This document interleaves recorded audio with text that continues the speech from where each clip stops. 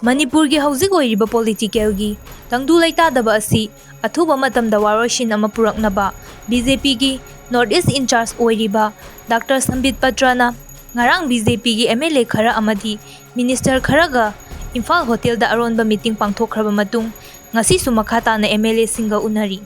Ngasi ahanba oina Power Minister Thongam Bishwajit ka Sambit Patraga Hotel Imphal da closed door meeting pangthoktuna wakhana ki hairi. Thazaba yaba paugi source amagi matung ina lagliba February 12 da Delhi da Manipurgi anauba chief minister ama khalaba yai. Masigi mangoina na kanabu anauba chief minister oihangadage haibadu ngasigi Aronba meeting aduda kupna khanaki hairi.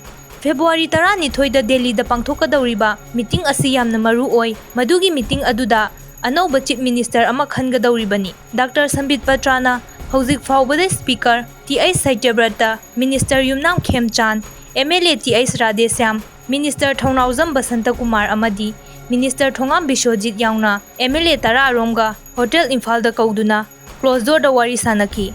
Wari sanaba aduda kari wafam sing khanaki haibadudi Hauzik Faubagi oina phongdorakpa laitri.